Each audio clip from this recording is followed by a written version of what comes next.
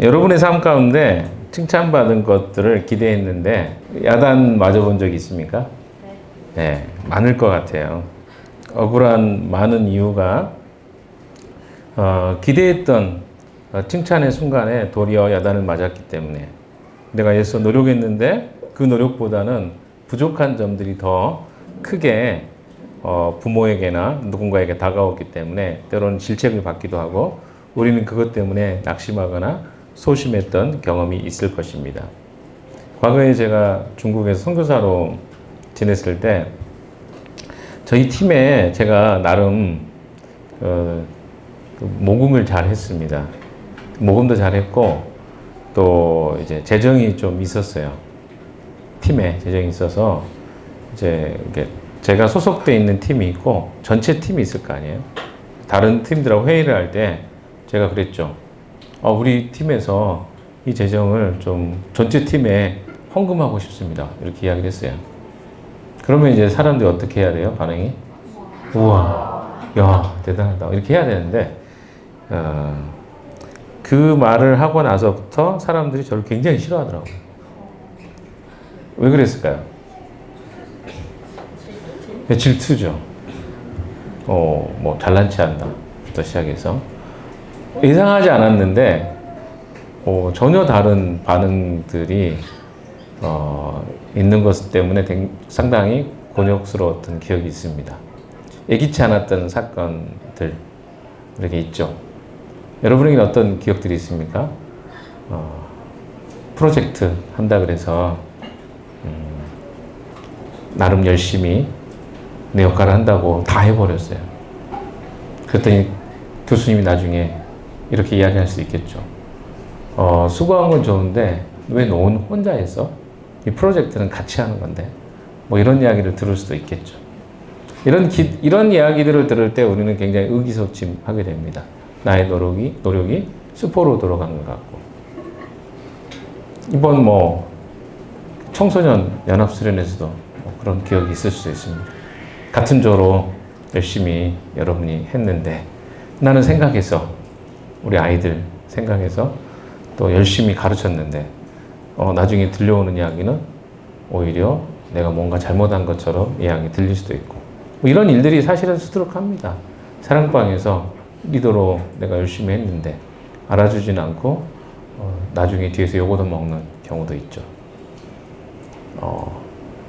이게 우리 삶에 상당히 많습니다. 오늘 본문의 이야기가 조금은 이 도마에게는 억울할 수 있겠다. 이런 생각이 좀 듭니다. 왜냐하면 도마하면 우리가 떠오르는 생각이 뭐죠? 근데 도마 입장에서 생각해 보세요. 억울하지 않겠어요?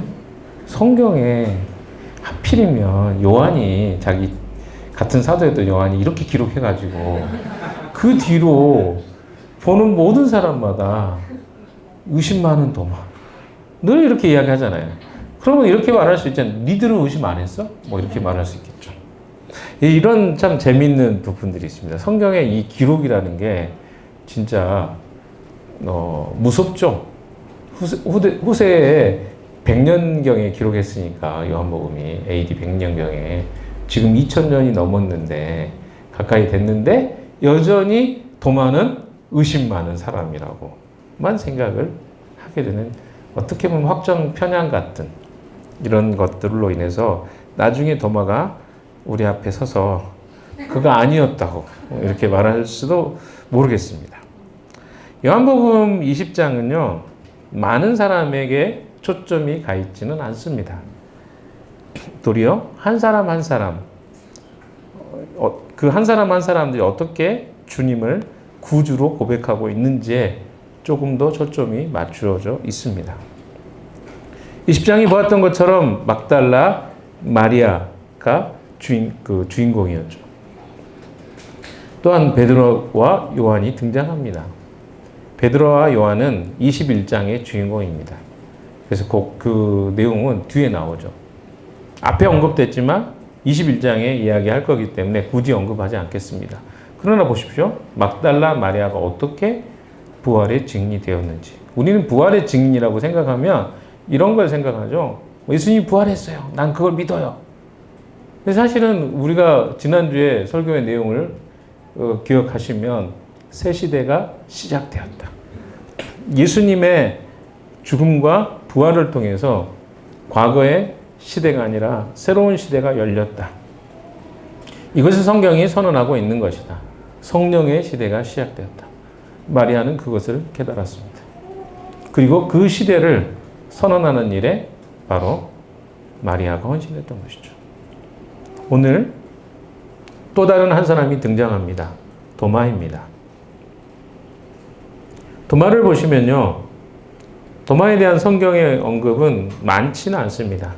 신약 성경에서 도마의 영적인 부분들을 몇 가지로 살펴볼 수 있는데, 먼저는 한번 보십시오.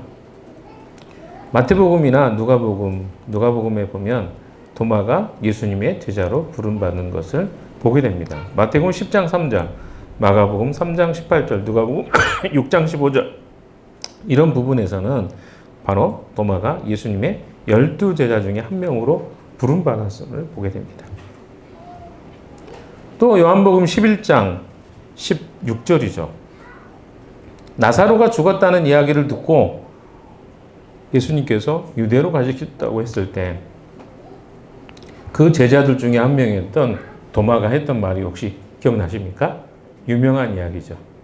우리도 함께 죽으러 가자. 죽으러 가자. 딴소리 한 거죠. 예수님의 그 나사로를 살리실 그 계획과 도마가 이야기했던 이야기는 전혀 다른 차원의 이야기였습니다. 그게 바로 이제 요한복음 11장 16절에 나오는 이야기입니다. 영적인 무지의 상태인 것을 보게 됩니다. 또 요한복음 14장 5절인가요? 5절에 이런 이야기도 하죠. 주여, 주께서 어디로 가시는지 우리가 알지 못하거늘 그 길을 어찌 알겠사옵니까? 라고 이야기했습니다. 예수님께서 내가 가는 곳에 그 길을 너희가 알게 되겠다고 말씀하셨고, 이 도마의 고백이 나오죠. 어떻게 주님 압니까? 주님. 그러니까 주님이 그 다음에 말씀하시죠. 유명한 14장 6절. 지난주에 제가 12장으로 잘못 알고 있었던 그 본문입니다. 내가 곧 길이요 진리요 생명이니 나를 말미암지 않고는 아버지께로 올 자가 없다. 예수님 자신이 길이라는 것을 선언합니다. 아버지께로 나갈 수, 생명을 얻을 수 유일한 길인 것을 선언하시는 이야기를 도마의 반대적인 불신과 무지를 통해서 선언하고 계신 것을 보게 됩니다. 도마는요, 그런 부분에서 참 쓰였어요. 어떤 부분입니까? 자신의 무지함이 예수 그리스도의 진리를 드러내는데 쓰일 수 있는 그런 디딤돌 같은 존재였다고 생각합니다. 그리고 오늘 본문에 나와 있는 이야기가 도마에 대한 내용입니다.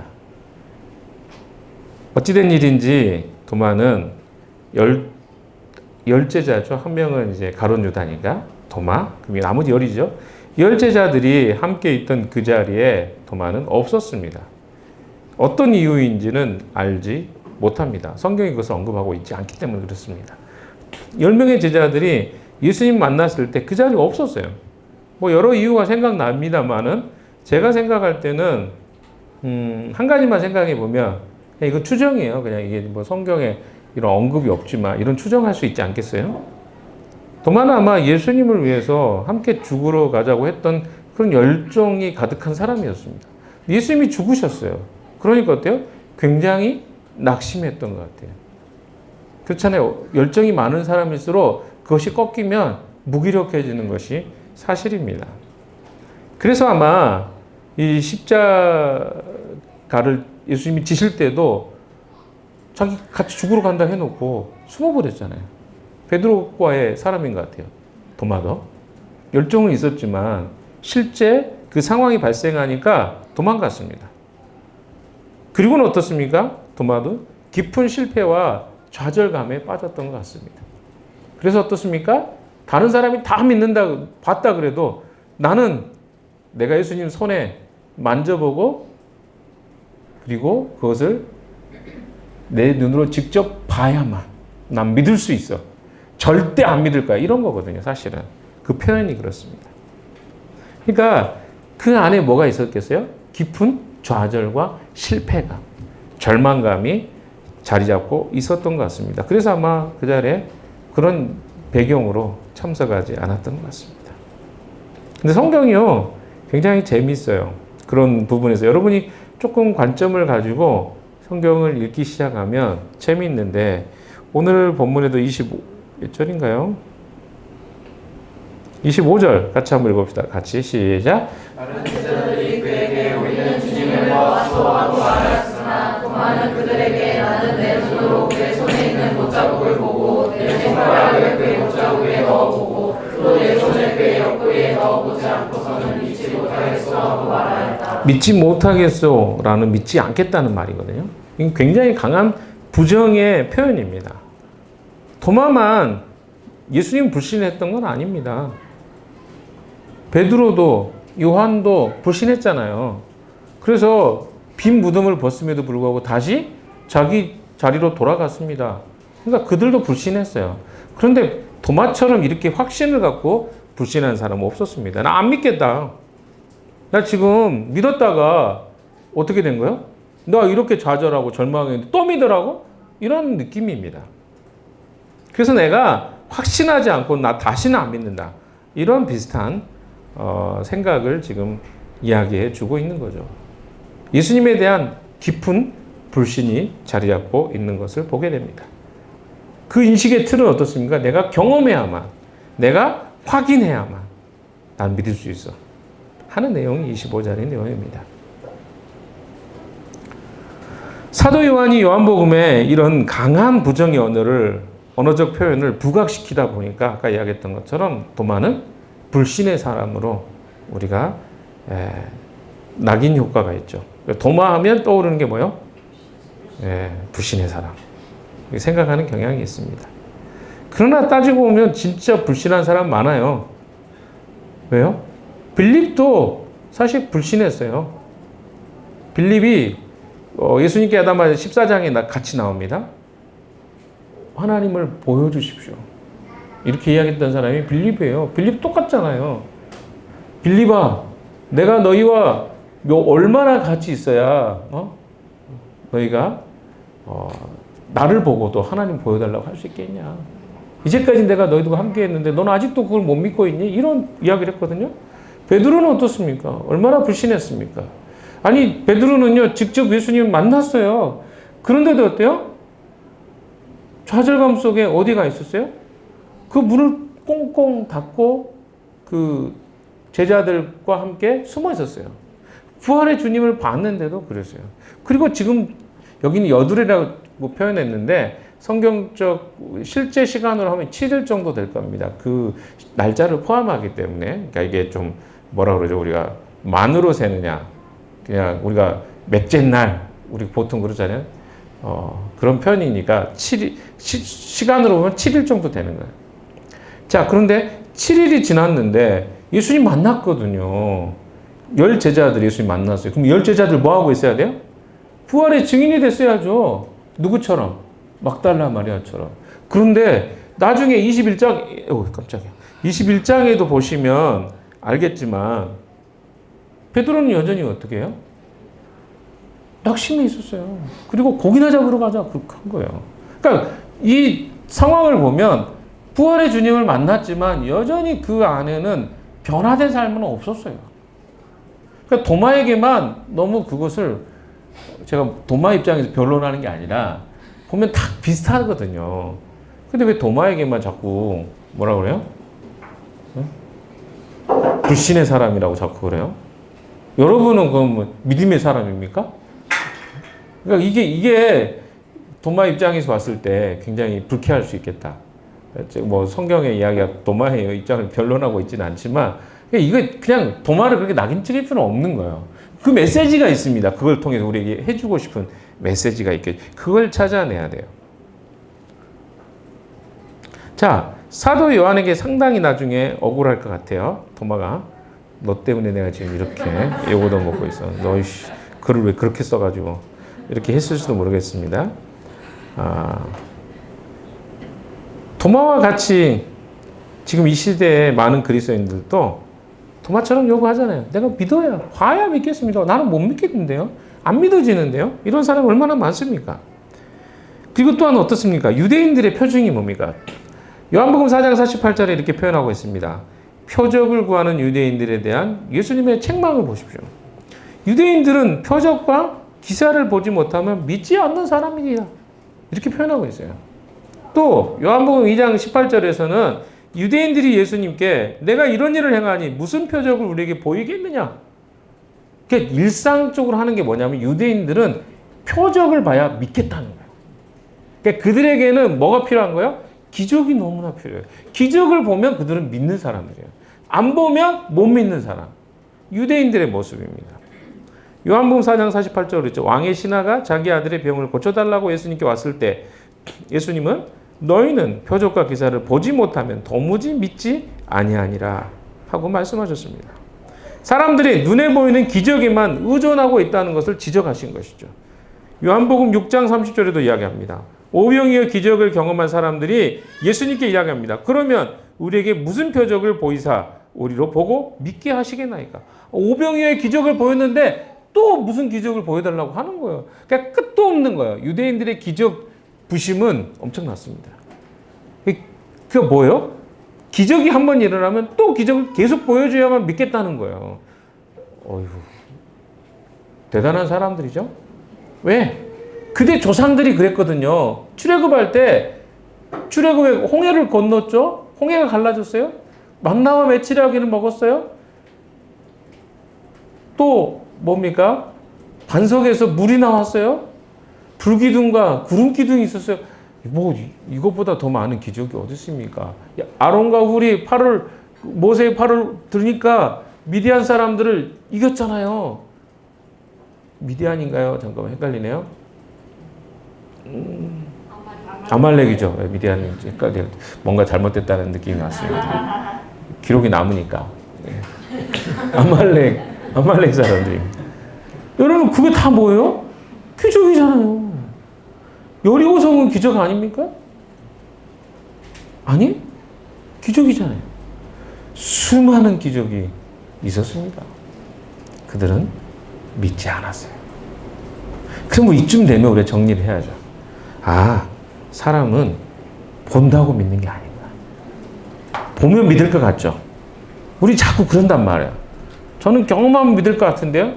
그래도 안 믿는다니까요? 왜? 성경의 이야기가 전부 그런 거예요. 너희들이 생각할 때 보면 믿을 것 같고 만지면 믿을 것 같고 체험하면 믿을 것 같지? 아니라. 그럼 그 다음에는 어때요? 믿을 때도 똑같아요.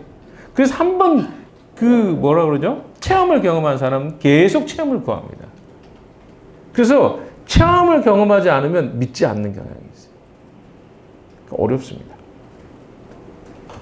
그래서 도마만이 표적을 구한 것이 아니라 당시의 대표적인 인식 방법이 뭐였어요?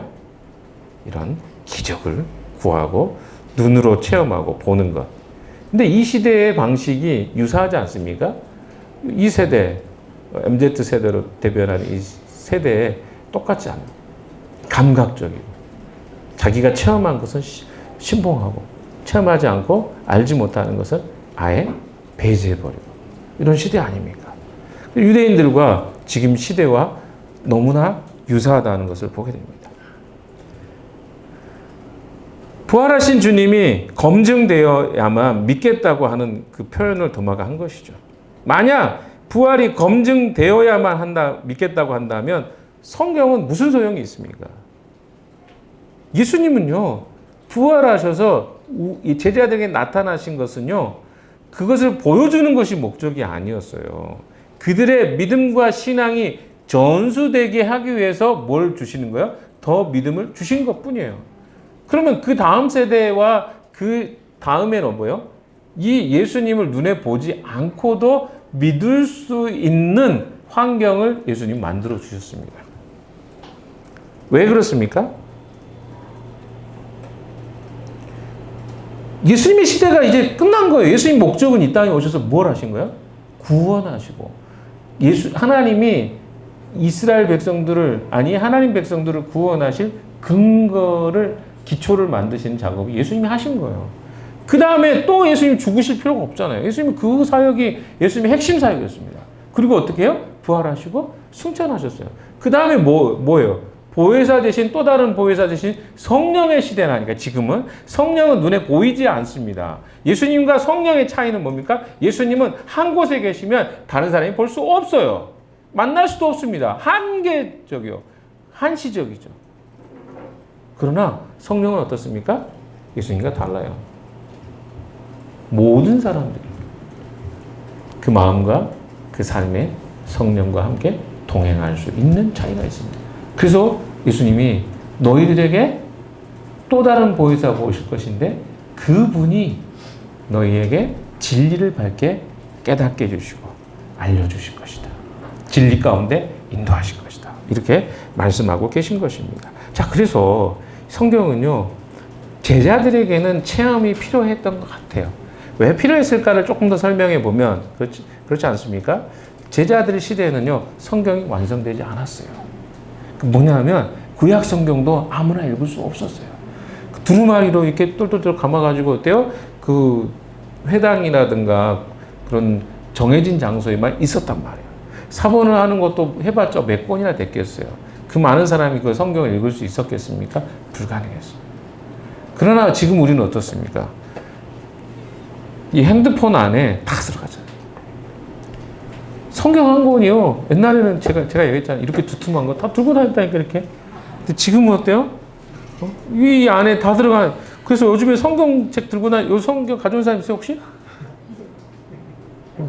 불순한 사람들이 여기 다 모였네. 성경책도 안 갖고 있네. 우리 성찬이 안 가져왔어? 옛날에 성찬이 열심히 들고 다녔었는데. 없어? 많은 변화가 있네요. 아무튼. 여러분, 우리가 그렇습니다. 저도 열심히 옛날에 이렇게 두꺼운 성경책을 들고 다녔습니다. 없었으니까. 다른 방법이. 요즘 뭐 핸드폰 들고 다니면 사람들 뭐라고 하기도 하죠. 일반, 이렇게 전통교회에서 성경을 들고 다녀야지. 왜 그래서 지금도 아침에 종종 보면 성경을 들고 다니시는 분들이 있더라고요. 젊은 사람들도. 전통교회라는 걸 딱 드러내는 거죠. 어찌됐든. 여러분, 그래서 우리는 뭐요? 예수님이 어떤 일을 하셨고, 구원에 관한 모든 것들을 이해하고 들을 수 있을 만한 성경이 있는 거예요. 그런데 어떻습니까? 그 사람들은 없었어요. 그래서 눈으로 보고, 경험하고, 가슴으로 가지고 있어야만 뭐가 되는 거예요? 전달할 수 있는 힘이 있었기 때문에 그들에게는 기적이 필요했던 것이죠.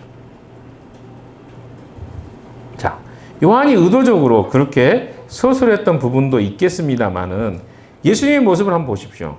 도마가 타겟이 돼서 아마 도마에게 서운한 것처럼 좀 보이는 부분도 있습니다. 예수님이 굉장히 서운해 하시는 여러분이 그 감정을 한번 보세요. 왜냐하면 26절부터죠. 이거 다 보신 거예요. 그러니까 10 제자들이 있을 때 예수님이 한번 만나주셨죠?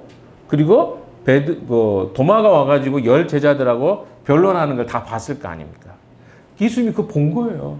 그래서 이야기하시는 거예요. 26절 한번 읽어볼까요? 시작. 제자들이 같이 주 안에 모여 있었는데 도마와 함께 있었다. 문이 잠겨 있었으나 예수께서 와서 그들 가운데로 들어가셔서 너희에게 평화가 있기를 하고 인사말을 하셨다. 그 첫 번째 만남하고 똑같아요. 근데 예수님이 급하셨어요. 왜요? 인사 샬롬 한 다음에 잠깐 갑자기 도마 앞으로 딱 가는 거죠. 자, 보세요. 27절 한번 읽어봅시다. 시작. 그리고 나서 도마에게 말씀하셨다. 내 손가락을 이리 내밀어서 내 손을 만져보고 내 손을 내 옆구리에 넣어봐라. 그래서 의심을 떨쳐보려. 샬롬 하자마자 누구한테 가요? 도마한테 가요. 지금 도마한테 할 말이 많은 거예요. 왜? 그리고 나서 샬롬 한 다음에 바로 도마한테 갔다는 거죠. 우리가 장면을 생각해 보면 그렇습니다. 예수님은 지금 도마한테 할 말이 많은 거야. 왜? 도마가 그 다음에 어떻게 해요? 도마가 어떻게 합니까? 예수님이 야, 한번 손 만져보고 옆구리 한번 만져봐. 그리고 뭐라고 그래요? 의심하지 말고 의심을 떨쳐버리고 믿음을 가져라. 도마가 어떻게 합니까? 딱 그 순간에 엄청난 고백. 이 고백은 이따 설명하겠습니다. 이 고백이 얼마나 엄청난 고백인지. 28절 같이 읽어봅시다. 시작. 도마가 예수께 대답하기를 나의 주님 나의 하나님 하니. 엄청난 고백이에요. 이따 설명한다 그랬죠. 근데 그 전에 한번 봅시다. 예수님 반응을 보세요. 29절. 읽어봅시다. 시작. 예수께서 도마에게 말씀하셨다. 너는 나를 보았기 때문에 믿느냐? 나를 보지 않고도 믿는 사람은 복이 있다. 이게 아까 제가 처음에 시작했던 이야기. 그래도 이 고백은 엄청난 고백인데 이 정도 했으면 주님 칭찬할 줄 알았는데 갑자기 뭐라 그래요? 야, 너 나 봐서 믿는 거야? 안 보고 믿는 게 복된 거야. 굉장히 지금 굉장히 예수님 마음이 급합니다. 어떤 마음이요? 도마에게 가르쳐주고 싶은 거야. 칭찬받을 것 같았는데 야단 맞은 도마의 마음 어떨까요? 자기도 나름 합리적인 있잖아요. 예수님 믿었잖아요. 근데 예수님이 십자가에 못 박혀 죽으시는데 인간적으로 예수님이 끝나버렸다고 생각했는데 그러니까 당연히 저한테 절망과 좌절이 오는 거 당연한 거 아닙니까, 주님? 그리고 나서 부활하셨다고 한다고 제가 믿어져요? 안 믿어지니까 저는 못 믿겠다고 한 건데 왜 주님 나타나셔가지고 저한테 그렇게 화를 내세요? 이렇게 생각할 수도 있겠죠. 어디에 근데 그런 이야기 없잖아요. 다 뭡니까? 그 상황 속에서 이게 불신이었구나. 믿음 없음이었구나. 라고 하는 것들을 보게 됩니다. 분명히 예수님은요, 제자들과 도마의 대화를 들으셨습니다.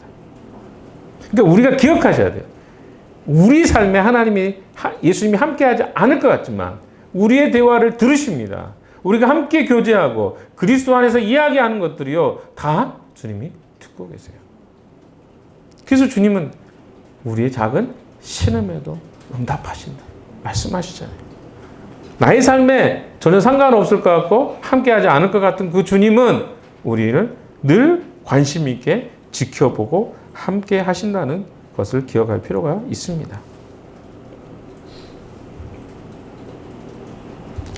자, 도마는 어떻게 보면 의심하는 것이 아니라 불신하는 제자의 모습이었습니다.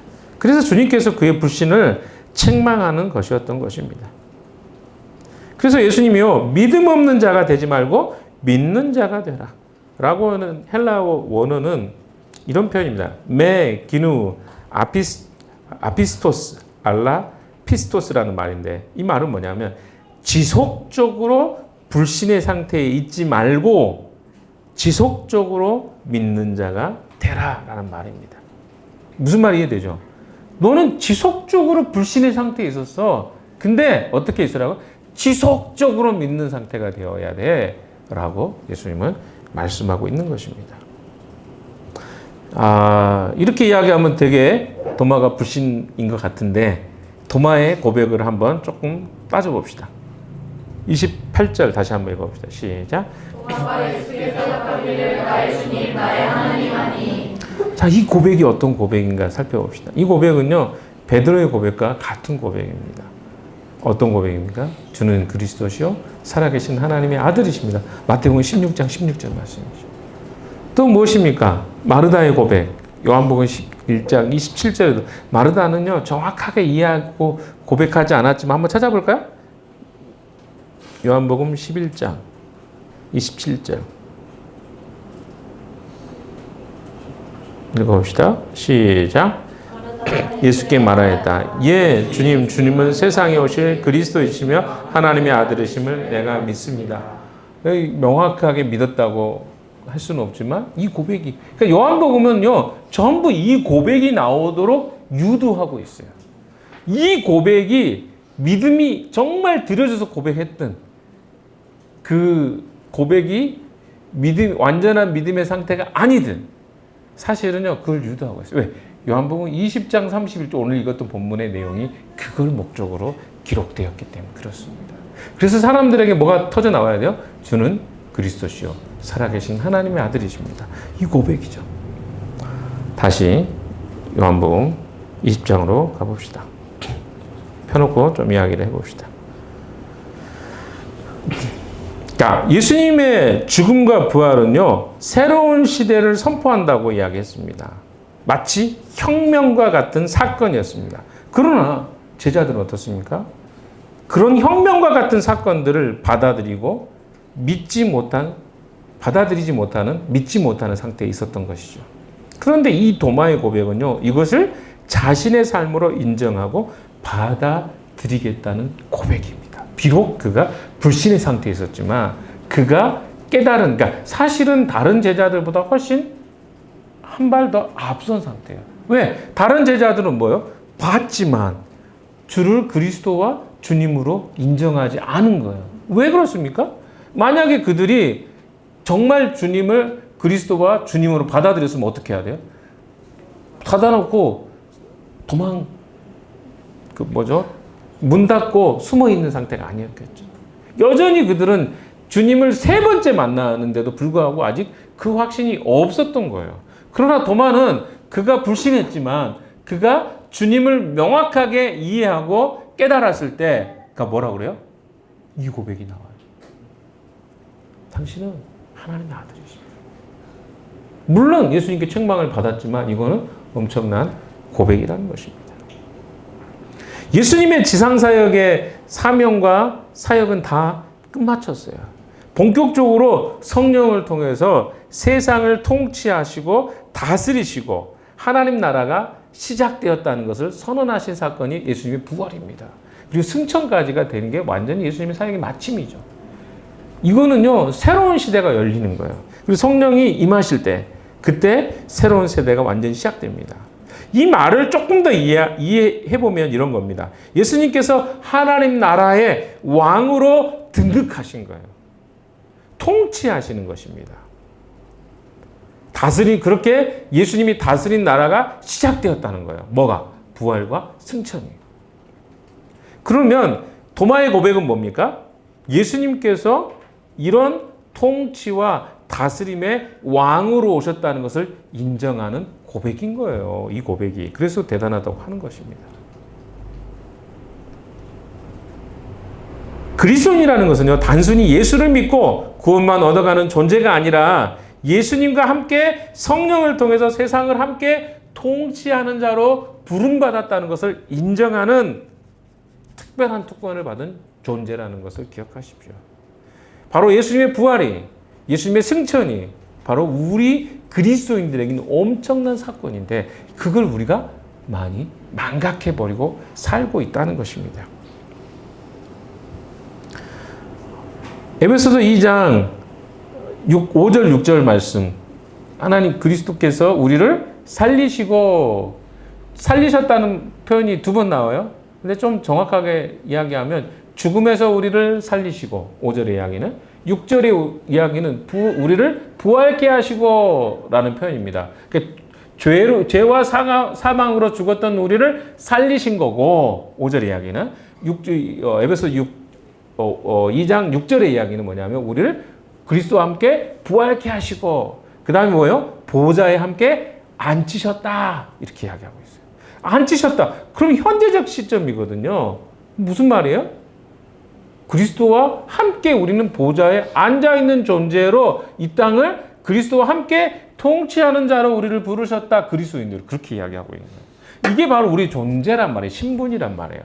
그게 에베소서가 이야기하고 있는, 2장에 말하고 있는 우리 그리스도인의 신분입니다. 근데 우리가 그걸 이해하고 있냐고요.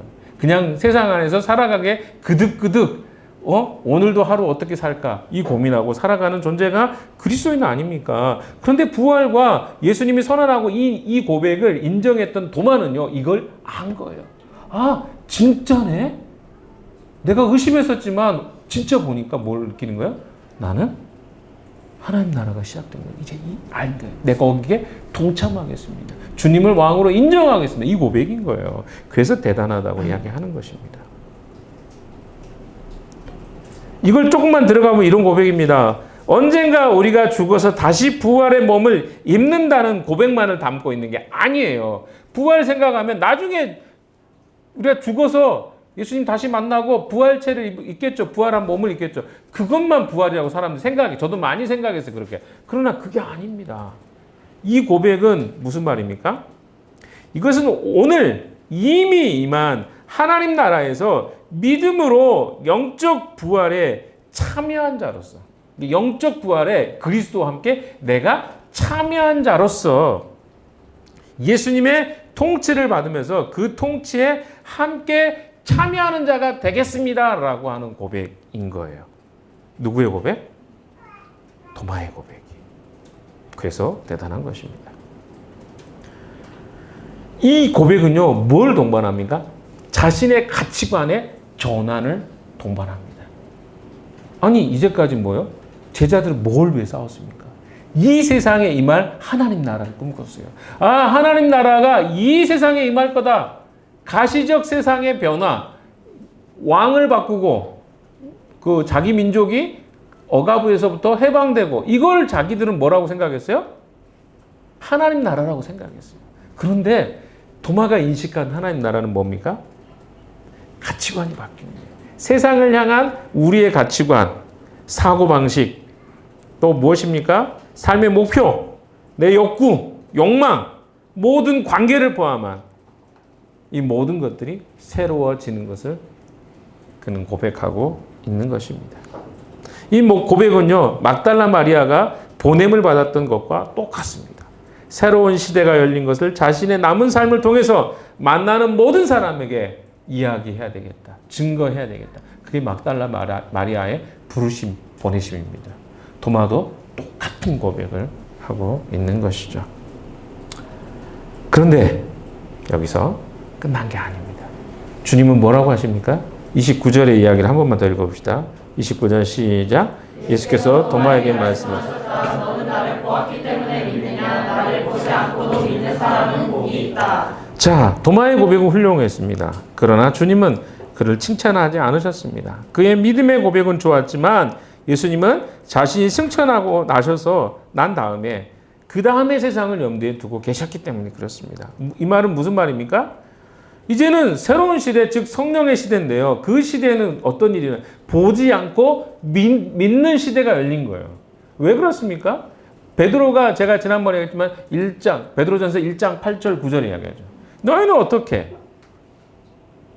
보지도 않고 그분을 사랑하고 어떻게 그분을 믿으며 기뻐하는지 놀라운 일이다. 그렇게 고백해요.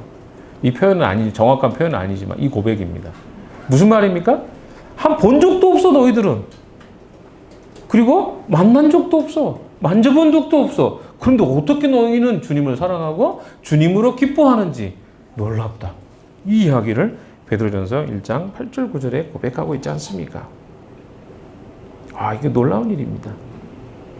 그래서 도마의 고백은요, 그런 의미에서 불완전한 거예요. 왜냐하면 봐야만 믿겠다고 하면 어떻게 예수님이 계속 이 땅에 계셔야 되잖아요. 통치하고 하늘에 앉으셔서 통치하시는 그런 하나님 나라의 왕의 시대인데 어때요? 자꾸 사람들은 뭐요? 예수님 제가 만나야 저는 눈으로 봐야 저는 믿겠습니다. 자, 이러면 성령은 지금 무슨 역할을 하십니까?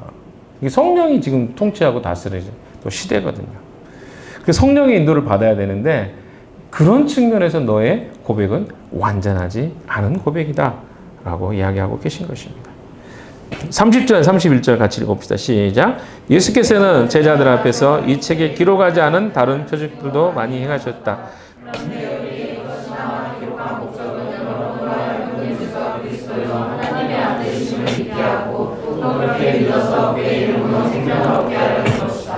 자, 여기 보시면 이런 표현이에요. 예수께서 제자들 앞에서 이 책에 기록하지 않은 다른 많은 표징도 기록하였다. 행하였다. 21장에도 보면 그런 내용이 나옵니다. 21장 몇 절인가요? 맨 마지막 부분에 보면 나오죠. 25절 한번 읽어볼까요? 시작. 예수께서 하신 일은 이 밖에도 많이 있어서 그것을 낱낱이 기록한다면 이 세상이라도 그 기록한 책들을 다 담아두기에 부족할 것이라고 생각한다. 요한의 관점입니다. 요한이 생각할 때 그거 다 기록하면 다 못하니까 내가 그거 다 기록 안 했다는 거야. 그래서 30절에 이야기하는 것처럼 이 책에 기록하지 않은 많은 표적도 기록했다. 근데 요한복음은 어떤 표적을 기록했습니까? 7가지의 표적이죠. 대표적인 7가지의 표적만 기록했어요. 그래도 요한이 독특한 책이에요. 그래서 그 목적이 있기 때문에 그래요. 모든 걸 다 기록할 필요가 없는 거예요. 예수가 하나님의 아들이시고 그를 믿는 자는 생명을 얻는다는 것이 목적이기 때문에 그 7가지 표적은요 특별하게 셀렉션한 거예요. 누가? 요한이. 그래서 이 7가지 표적만 보여주면 되겠다. 그래서 요한복음 1장부터 11장까지는 7가지의 표적이 주가 돼서 기록되어 있습니다. 그리고 12장 이후에는 어떻습니까? 예수님이 마지막 행적들을 스토리로 이야기하죠. 그 이야기를 통해서 뭐요? 예수님이 하나님의 아들이신 것을 선언하고 계십니다. 그래서 이 31절의 이야기는요, 요한의 진짜 이 요한복음을 기록한 의도가 기록됐어요. 그래서 다시 한번 더 읽어봅시다. 이거 계속 읽어도 돼요. 31절 시작. 여기 이것이나마 기록한 목적은 여러분으로 하여금 예수가 그리스도요 하나님의 아들이심을 믿게 하고 또 그렇게 믿어서 그의 이름으로 생명을 얻게 하려는 것이다. 자, 여기서 두 가지죠. 31절에 목적이 예수께서 하나님의 아들이심을 믿게 함으로 또 어떻습니까? 그 이름을 힘입어 생명을 얻게 하려는 것. 이 두 가지거든요. 조금 더 정리해 보면 요한은 이 요한복음을 읽고 나서 예수님이 하나님의 아들이심을 믿기를 원했습니다. 이게 첫 번째 목적이에요. 이 요한복음은 전부 구성이 뭡니까? 예수님이 하나님의 아들이시다. 이걸 믿게 하기 위해 딱 적합한. 아마 제가 봤을 때 이 요한복음을 읽고 있는 그 성도들에게 믿음의 확신을 주기 위해서 기록한 것 같아요. 아, 요한복음은 딱 읽으면 뭐예요? 예수님이 정말 하나님의 아들이시네. 이걸 인정하도록 모든 챕터가 구성되어 있습니다. 그 다음에 두 번째 뭡니까? 생명을 얻는 것이다. 그 생명에 대한 이야기라고 했어요. 이 두 가지를 좀 풀어서 설명을 하겠습니다. 그게 마지막 부분입니다. 이 파트에. 첫 번째가 뭐라고요? 예수님이 하나님의 아들이시다. 그 말이 뭘까요?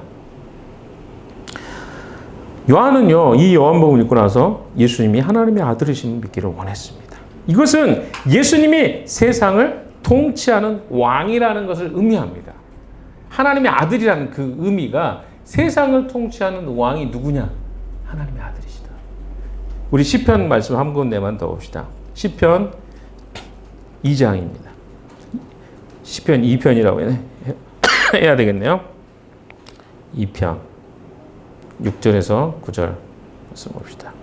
자, 한번 읽어봅시다. 시작. 6절부터 9절까지 시작. 내가 나의 거룩한 산 시온산에 나의 왕을 세웠다 하신다. 나의 주 주님께서 내리신 칙령을 선포한다. 주님께서 나에게 이르시기를 너는 내 아들 내가 오늘 너를 낳았다. 내게 청하여라. 그 나라를 이전으로 주겠다. 땅 이 끝에서 저 끝까지 너의 소유가 되게 하겠다. 내가 그들을 철대로 부수며 질그릇 부수듯이 부술 것이다 하셨다. 자, 보시면 이거는 하나님이 이야기하신 거예요. 내가 나의 거룩한 산 시온에 나의 왕을 세웠다. 하나님이 말씀하시고 나의 왕이 누굽니까? 예수 그리스도입니다. 계속 보십시오. 나 이제 주님께서 내리신 칙령을 선포한다. 주님께서 나에게 이르시기를 너는 내 아들 내가 오늘 너를 낳았다. 예수님을 아들이라고도 칭하고 왕이라고도 칭합니다. 그러니까 예수님을 어떻게 보내신 거예요? 왕으로 세우시겠다는 거예요. 그를 통해서 모든 인류를 구원하신 것뿐만 아니라 그 인류를 구원한 자가 왕이 되시는 것. 하나님의 사랑하는 아들이 왕이 되시는 것. 그것이 바로 요한복음의 내용입니다. 그래서 요한복음의 내용은요, 신앙이 부족하고 연약한 자들이 이 성경을 통해서 예수님을 알아가고 믿게 되기를 원한 것입니다. 그래서 이 요한복음은 예수가 누구인지에 많은 초점을 맞추어져 있는 것입니다. 그들의 믿음이 이 책을 통해서 달라지고 그들의 믿음이 세워지고 변화하고 성숙해 가기를 기대했던 것 같습니다. 두 번째 이유는 이 책을 통해서 제자들이 생명을 얻게 되는 것을 목적합니다. 생명이라는 단어에 집중해 보십시오. 생명이 어디서 끊어졌습니까? 여러분, 생명이 어디서 끊어졌어요? 아담과 하와부터 끊어졌죠. 그런데 그것은 하나님과의 관계 단절입니다. 여러분, 생명은 선이에요. 관계인데 식물로 따지면 어때요? 뿌리로부터 줄기로부터 떨어져 나가면 죽는 거예요. 그게 생명입니다. 관계예요. 그러니까 하나님과 관계가 단절된 것을 다시 이어주게 된 게 생명이라고 이야기하는 거예요. 예수님을 믿는다는 것은 하나님과의 관계 단절로부터 뭘로 가는 겁니까? 관계 회복으로 가는 것입니다. 여러분, 우리가 세상에서 힘든 게 뭡니까? 뭔가 관계로부터 단절됐다고 느낄 때 우리는 외로움을 느낍니다. 나 혼자 있는 게 편하기도 하지만 한편으로 인간은 어떻습니까? 혼자 있을 때 외롭습니다. 그게 하나님 만드신 원리예요. 혼자 사는 거 편하죠. 혼자 살아보십시오. 그래서 어떻게 갑니까? 우리를 고립시키고 우리를 사람들과 관계로부터 떨어지면 떨어질수록 건강한 상태가 될 수가 없는 것이 하나님 만드신 창조의 원리입니다. 물론 조금의 시간은 필요하죠. 혼자 보내는 시간도 필요합니다. 늘상 같이 있으면 같이 정신이 하나도 없겠죠. 그렇잖아요. 그러나 관계가 없이 지내면 행복합니까? 그건 아닙니다. 하나님과 관계가 끊어진 것이 생명의 단절이었다면 예수 그리스도를 통해서 생명이 연결되는 것, 관계가 회복되는 것, 이것을 성경에서는 생명이라고 이야기하고 있습니다. 한 군데 말씀만 더 찾아봅시다. 요한일서 1장 2절 3절입니다. 요한일서 1장 2절 3절 같이 한번 찾아볼까요? 한번 읽어봅시다. 시작. 이 생명이 나타나셨습니다. 우리는 그것을 보았습니다. 그래서 우리는 이 영원한 생명을 여러분에게 증명하고 있습니다. 이 영원한 생명은 아버지와 함께 계셨는데 우리에게 나타나셨습니다. 우리가 보고 들은 바를 여러분에게도 선포합니다. 우리는 여러분도 우리 서로 사귐을 가지기를 바라는 것입니다. 우리의 사귐은 아버지와 또 그의 아들 예수 그리스도와 함께 사귐에 대한 관계에서는 뭐가 필요해요? 사귐이 필요해요. 생명이라는 것은요, 사귐을 갖는 거예요.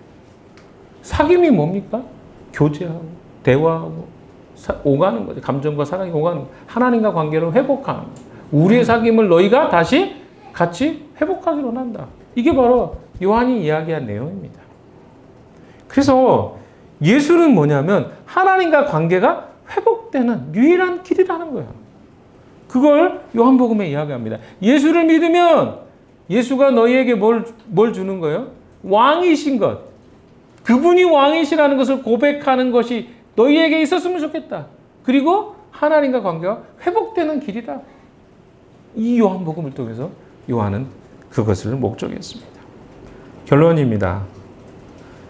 오늘 성경에서는 보지 않고 믿는 믿음이 보고 믿는 믿음보다 더 크다고 말씀하셨습니다. 어떻게 하면 우리가 이렇게 더 큰 믿음을 소유할 수 있을까요? 성경은요, 우리에게 명확하게 합니다. 이 시대는 누구의 시대? 성령의 시대예요. 성령과 교제하고 사귐을 갖는 것이 무엇입니까? 어떻게 하면 더 큰 믿음을 갖게 될지. 우리가 보지 않고도 하나님을 믿게 될 수 있는 이유는 뭐냐면 성령과 교제하는 거예요. 성령이 어떤 분인지 이해하고 배우고 그분과 함께 걸음을 디딜 때 우리는 보지 않고 믿을 수 있게 됩니다. 근데 우리가 성령을 따라 살지 않으면 우리는 그 믿음을 가질 수 없다는 거예요. 그리스도인의 삶은요, 완전 성령과 함께하는 삶입니다. 근데 우리가 성령이 너무 무지하니까 계속 성령에 대한 이야기를 할 수밖에 없는 거예요. 두 번째는 무엇입니까? 여러분, 우리가 매일 성경 공부를 하는 이유가 무엇입니까? 매일 아침에 큐티하는 이유가 무엇입니까? 호세아서 하는데 맨 반복되고 별로 재미없던데요? 그러나 여러분 보십시오. 성경 속에 하나님의 메시지들이 있습니다. 성경의 이야기들이 우리에게 뭘 이야기합니까? 하나님이 어떤 분인지 가르쳐 줍니다. 조금이라도 매일매일 먹으십시오. 우리 아이들이 분유 먹으면 노란색이잖아요. 그게 뭐가 영양분이 될까 생각하지만 먹으면 먹을수록 어때요? 애가 통통해지고 건강해지잖아요. 애들이 자라는 거 보이잖아요. 그럼 우리가 알죠. 우리는 그거 먹는다고 자랍니까? 글쎄, 먹어도 될지. 그러나 아이들에게는 어때요? 너무 절대적이 필요하잖아요. 그럼 그리스도인은 어떨까요? 그리스도인은요, 이 성경이 우리 삶에요, 너무나 지대한 영향을 미칩니다. 근데 우리는 너무 그걸 가볍게 생각해요. 어떻게 여러분 지내고 계십니까? 많은 책들과 우리가 관심사가 있는 것들을 많이 보잖아요. 그러나 어떻습니까? 하나님의 말씀에 대해서 얼마나 여러분이 깊이 고민합니까? 그리고 그것대로 살려고 발버둥 치십니까? 성경은 우리에게 우리 삶을 거울처럼 보여주는 성경을 허락해 주셨습니다. 제자들에게 성경이 없었기 때문에 더 큰 믿음이 없었습니다. 그러나 우리는 성경을 허락받았습니다. 그럼 우리가 우리 자신을 투명하게 보면서 그 성경을 통해서 더 주님을 믿고 나아갈 수 있는 것이죠. 세 번째는요, 공동체와 함께 교제하는 겁니다. 이것도 여러분에게 유익입니다. 공동체는 서로의 신앙을 격려하고 믿음을 붙잡아주게 하는 효능이 있습니다.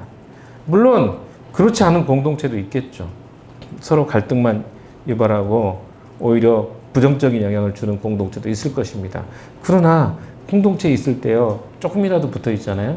그럼 우리가 신앙의 이야기를 할 수밖에 없어요. 만나가지고 무슨 이야기 할 거예요? 뭐 주식이 어떠냐 이런 이야기 할 겁니까? 그렇게 하는 사람도 있긴 있어요. 그러나 중심이 뭡니까?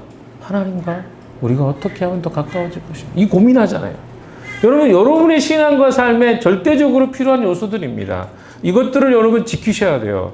그리고 이것들을 한 주간 동안 여러분 한번 내 삶에 어떤 영향을 주는지도 한번 체크해 보십시오. 뭐 매일 만나는 사람도 있고 가끔 만나는 사람도 있습니다. 그러나 여러분이 신앙이 진짜 성장하고 싶잖아요.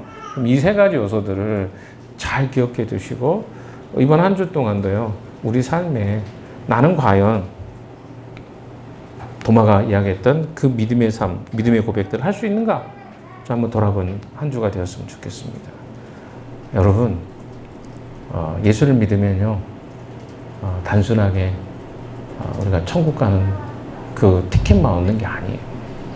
예수가 주시는 우리의 주인이 되시고 왕이 되신다는 것은요, 내가 그분과 함께 이 세상을 통치한다는 말이 들어있는 것입니다. 그 엄청난 이야기예요. 예수님 내 인생의 주인 된다는 것은 나는 그분과 함께 이 세상을 다스리는 존재가 되었다는 것을, 신분이 변했다는 것을 말해줍니다. 또한 하나님과 끊어졌던 생명, 관계가 회복됐다는 거예요. 여러분, 생명의 피만 잘 순환해도 우리의 건강에 문제가 없습니다. 그렇죠? 아니, 요즘에 뭐 이렇게 건강 때문에 다이어트도 하고 뭐 유산화도 하시는 분도 계시고 혈액순환 개선해주고 또 건강 필요한 영양소 공급해주고 하잖아요. 그러면서 어떻게 해요? 그 사람 달라지잖아요. 피부 색깔 달라졌다. 뭐 어떤 경우는 가스가 찼던 것들이 뭐 빠지기도 하고 안 좋았던 것들이 회복되기도 하고 하나님과 생명이 연결되잖아요. 우리 그런 말도 안 되는 영적 생명의 회복이 있는데 왜 그걸 안 해야 될까요? 이 한 주가 그 주님이 우리에게 주신 이 세 가지의 중요한 요소들을 기억하고 믿음으로 승리하는 여러분 되시기를 주님의 이름으로 축원합니다. 기도하겠습니다. 하나님 아버지, 고맙습니다. 우리에게 주신 이 하나님의 놀라운 책 요한복음을 통해서 우리가 예수를 주인으로 왕으로 받아들이며 참 생명 되신 하나님과 관계를 회복할 수 있는 특권을 주셨음에 감사합니다. 도마의 고백이 우리의 고백이 되게 해주시고 보고 믿는 것뿐만 아니라 보지 않고 믿을 수 있는 믿음도 우리에게 허락하여 주시옵소서. 감사합니다. 예수님 이름으로 기도했습니다. 아멘.